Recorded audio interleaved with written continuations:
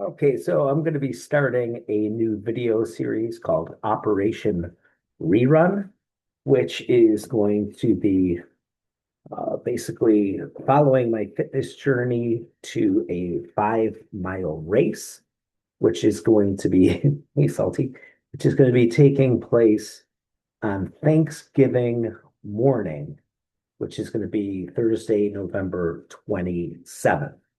That's actually coming up pretty darn quick. That's one, two, three, four. It's in less than 5 weeks away. So, with the completion of last weekend's powerlifting meet, which we have the powerlifting series up on YouTube, which I track the training along the way and the results. I'm going to do the same thing for this 5 mile 8K turkey trot. So the training is going to be changing significantly. Still going to be doing weightlifting 4 days a week, but I'm going to be doing a very hypertrophy based training program, which is based around the principles of Dr. Fred Hatfield's integrated training, which I've been using on and off for uh, probably since 2011. So about 14 going on 15 years. It is definitely one of my favorite styles of training. If you're not familiar with it, definitely look up integrated training, or it's also the book in which has the program laid out in it is called Hardcore Bodybuilding by Dr. Fred Hatfield. And I'll be using the basic principles of that, not following it to the letter of the law. If I was doing a bodybuilding show, yes, but taking the basic workout schedule, a lot of the volume of that. And what I really like about that training, and I think it's really going to translate into some of the muscular and cardio endurance that I'm going to need to pull this race off, is the variety of in the rep range.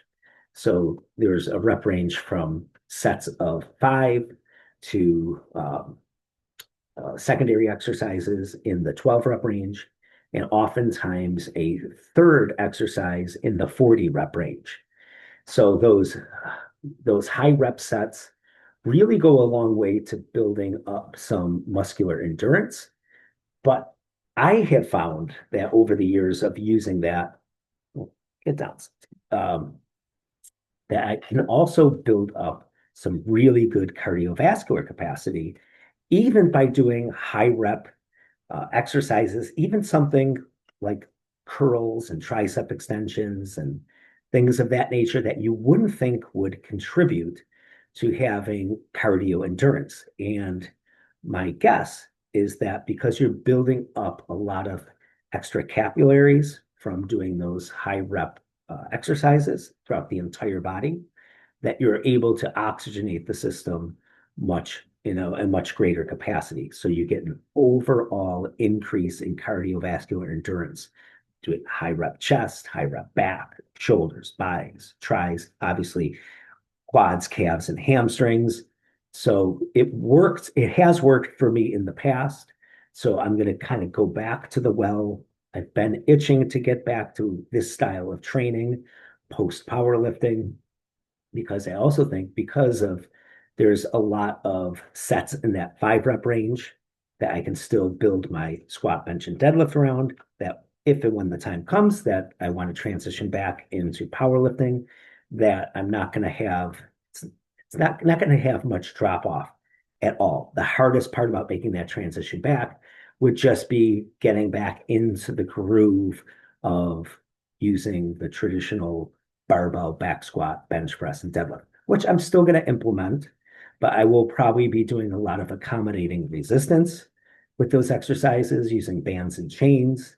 I'm going to be doing a lot of maybe non-traditional exercises, like for the abs, things like Turkish get-ups and the variations of a quarter get-up, half get-up, things like windmills, kettlebells, um, a lot of, so still hitting the same, the necessary body parts that I need to train, but really diving into using a variety of exercises. and things that might be even considered non-traditional exercises. Now, talking about a lot of weightlifting here, but we got some running to do. What are we going to do about the running? Well, this week I broke the ice on some running. I did a 2 mile run. This morning I did 3.5 miles. Definitely does not feel good. I was lumbering for sure, but at least this morning with the longer run, once I got past that first mile, things did feel significantly better. So that was a good feeling of okay, I think I can once the body warms up and I get into the groove, this won't be so bad. Now, as far as I mean, I can definitely run the 5 miles, but we want to do the 5 miles with some proficiency and with a little bit of speed to it. Initially, I was thinking that, I never did, and I've done this race a lot over the years. I never did the race in under 40 minutes. I don't think I ever broke the 40-minute mark, which is 8-minute miles. Now, I've run 5Ks before, much faster in the 7-minute range, but for some reason I never this is a tough race. There's 14,000 runners. So it's sometimes tough to even get a good time because you're running in such a large pack of people, which eventually diverges and um, kind of opens up and you can get some space to run. But usually that first mile is pretty tough. So you start off pretty slow and you lose some time. Um, so it just never worked out. It never got the sub 40. I was thinking originally I should train really hard and try to get sub 40 on this. Well, just based on those opening runs that I did, I'm like, that is way too enthusiastic for such a short period of time, for 5 weeks to get. If I never did it before and I was running pretty consistently and arguably in better condition, better, lower body weight, and had all the advantages and didn't get there, I should probably curb my enthusiasm about doing that in the next 5 weeks. So realistically, I'm going to take the approach. I'm not going to set a time, at least not today. I'm going to get some more runs in, and then I can probably hone in a little better on what might be a more realistic time. And maybe almost like taking a powerlifting approach where you have your 3 attempts and I'll set 3 times. So it'll almost be like my first attempt would be, okay, if I only was able to run one day a week in 5 weeks, what can I expect to do the 8 miles in? That would be like let's finish it running the whole time, not having to stop or walk. That would be the first goal. Then we would set a second time, which almost be like in powerlifting, like, all right, these are your second attempts. Things went well. You were getting, a solid 2 miles or 2 miles, two runs in a week, maybe a third. Training went well. Stayed to a pretty good schedule. Everything feels good, no injuries, and this is the time that I should try to achieve. And then almost like the third attempts, like, okay, because I do plan on losing a few pounds before the race. So we hit everything. The weight loss came together. Training was really on point, consistently ran my miles each week. Everything feels good, just like everything, just like the perfect day. What would that time be? And again, like all things, I would go a little conservative on all those estimations, really setting myself up not for failure, really setting myself up with some conservative expectations for success and see where it lands. Because I do plan on running again rather quickly, doing another race after this. Definitely one in December, one closer to Christmas, a 5K, so 3 miles, so a little shorter distance, which means because less endurance is needed, I should be able to go at a faster pace. And then at that point, I should have a really good idea of what kind of time I should be able to nail in that 5K. Now, again, it's at the end of December, so weather dependent can always be a massive curveball. Even Thanksgiving, there's been some really, really good Thanksgiving weather lately around here in Western New York, but you never know. We could be buried under snow. You just don't know. But it is what it is. That's something that we can't control, and we'll just factor that in, if and when the time comes.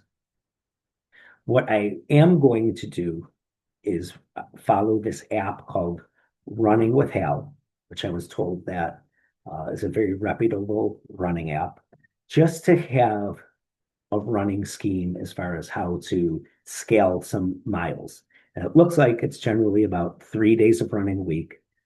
Um, at a very, has me set at a very slow, recoverable tempo, mostly about 12-minute miles, and just getting the legs moving.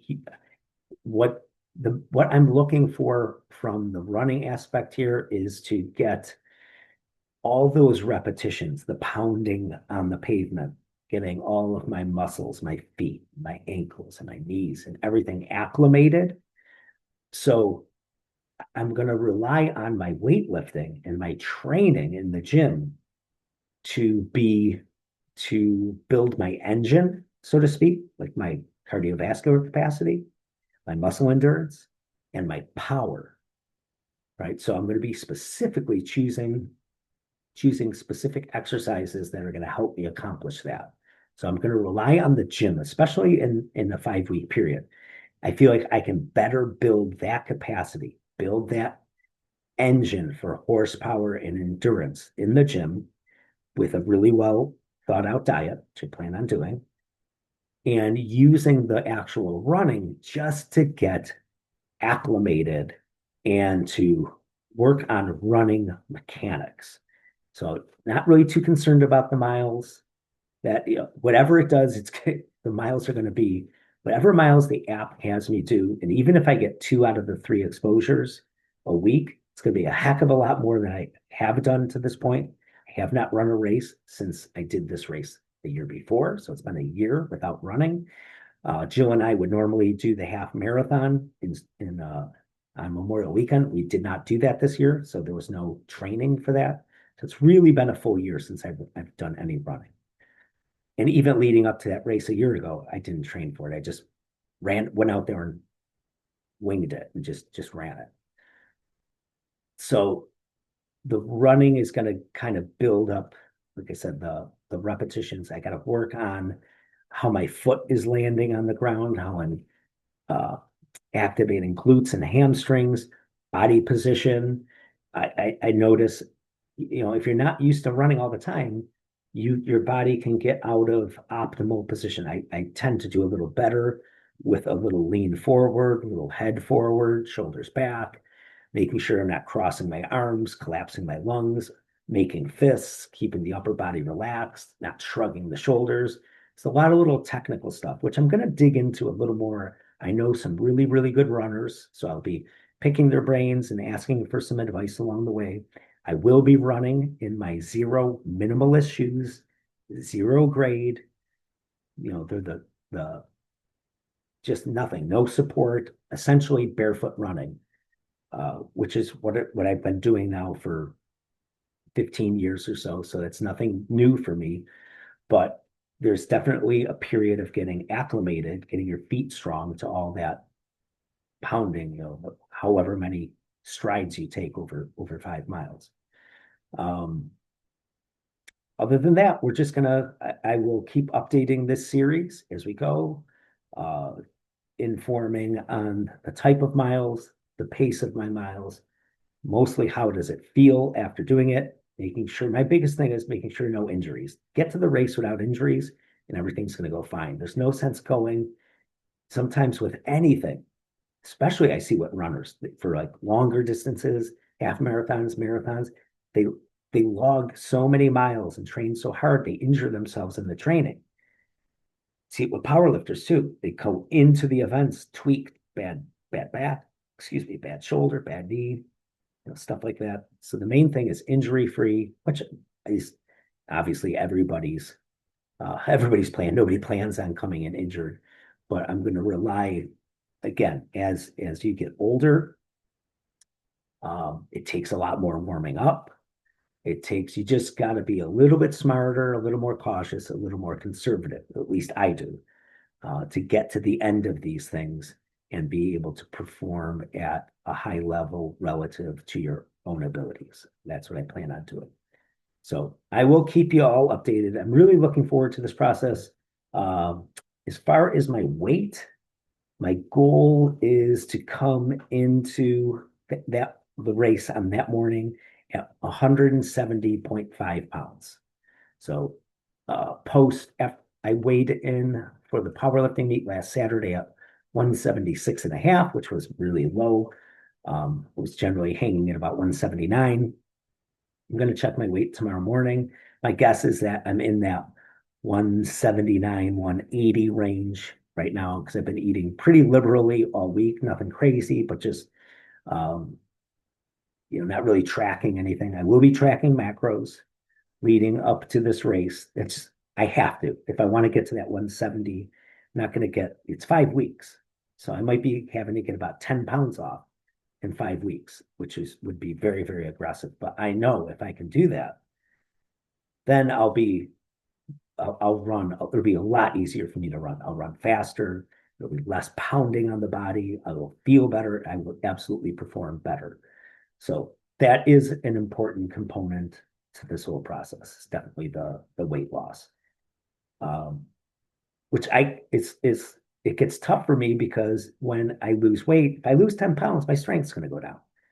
And nobody likes to feel that, but my running will get better. And right now we're focusing on running. So I got to flip that switch in my brain and get it done. And then, like I said, after this race, I do plan on running again. So we're going to keep that momentum running right up to the holidays. Now I have a different weight loss goal for the next race, but let's get through this one first. We'll see you guys on the next one.